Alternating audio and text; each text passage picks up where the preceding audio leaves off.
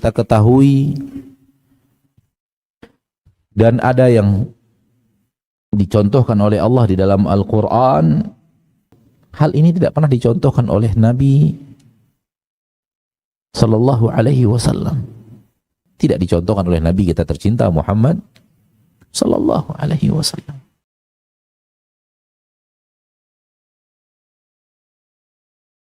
Assalamualaikum warahmatullahi wabarakatuh, Ustaz. Waalaikumsalam warahmatullahi wabarakatuh. Ustaz, bagaimana cara terbaik kita berdoa dengan Asmaul Husna? Apakah harus disesuaikan dengan doa yang kita minta atau panjatkan, atau seperti apa, Ustaz? Nah, Ustaz. Sejauh yang kita ketahui dan ada yang dicontohkan oleh Allah di dalam Al-Quran, sebut nama-nama Allah yang berkesesuaian dengan permintaan kita. Wahabli min ladunka rahmah innaka antal wahhab wa tub alaina innaka antat tawwabur rahim.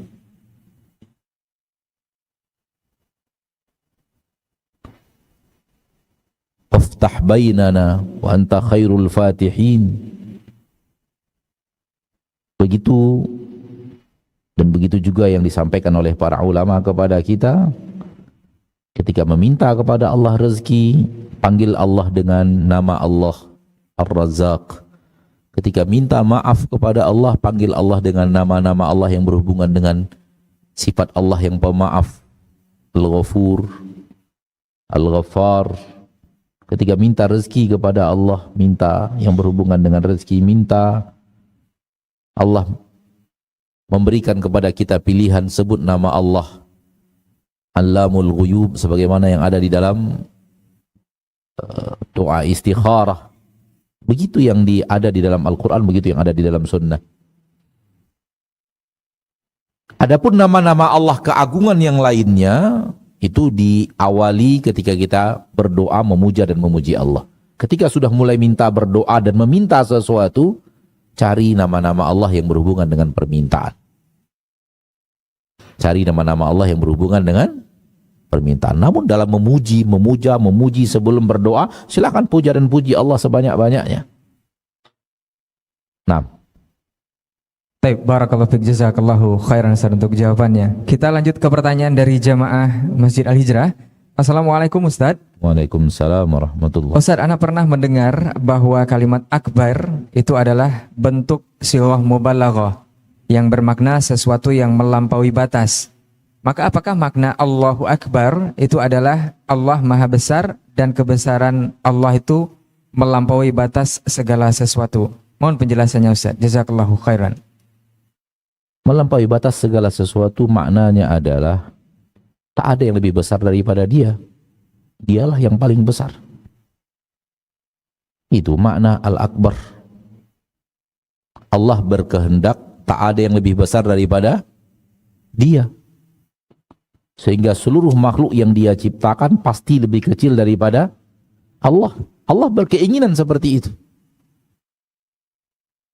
Secara zat Allah yang lebih besar. Secara kesempurnaan Allah yang lebih besar. Secara kekuasaan Allah yang lebih besar. Bicara apa tentang Allah? Allah yang lebih daripada hamba-hambanya, daripada makhluk ciptaannya. Langit dan bumi Allah ciptakan ini hanya dalam genggaman Allah nanti di hari akhirat. Hanya dalam genggaman Allah. Begitu yang Allah katakan di dalam Al-Quran kepada kita. Lihat besarnya Rabb.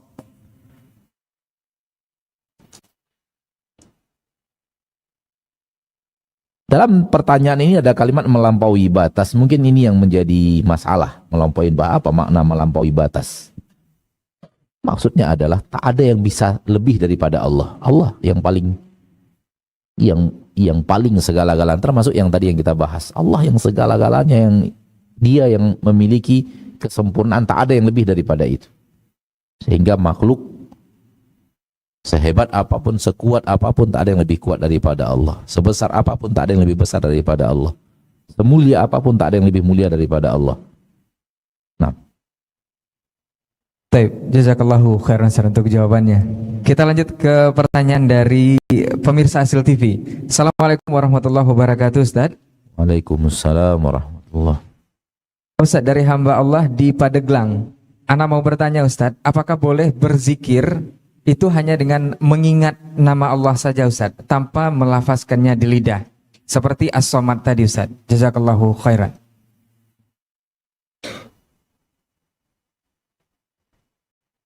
Yang paling bisa kita jawab, hal ini tidak pernah dicontohkan oleh Nabi Sallallahu Alaihi Wasallam.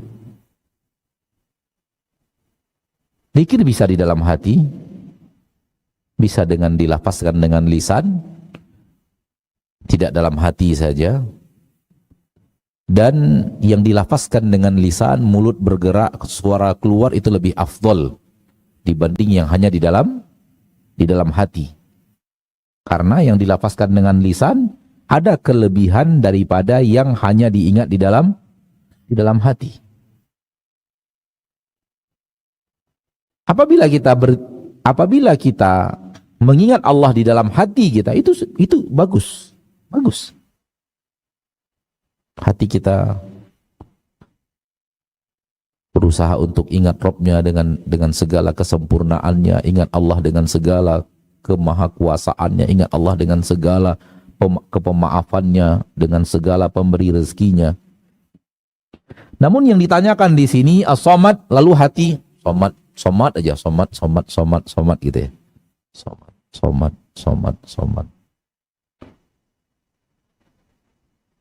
Kalau hanya itu yang dimaksud, maka jawaban kita yang tadi tidak dicontohkan oleh Nabi kita tercinta Muhammad Sallallahu Alaihi Wasallam. Akan tetapi mengingat Allah dengan apa yang telah Allah bicarakan di dalam Al-Quran, apa yang dibicarakan Nabi SAW di dalam hadis, lalu diingat di dalam hati, itulah Allah.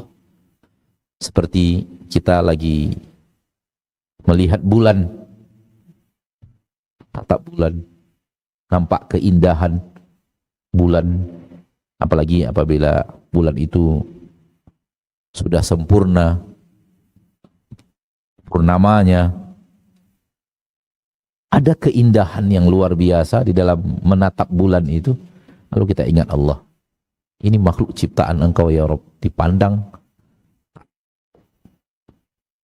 tak jemu-jemu kita memandang bulan, padahal dari kecil sudah melihat bulan. Lalu kita ingat Allah yang maha indah, yang maha, bulan saja ciptaannya seperti ini, kecil namun keindahannya luar biasa.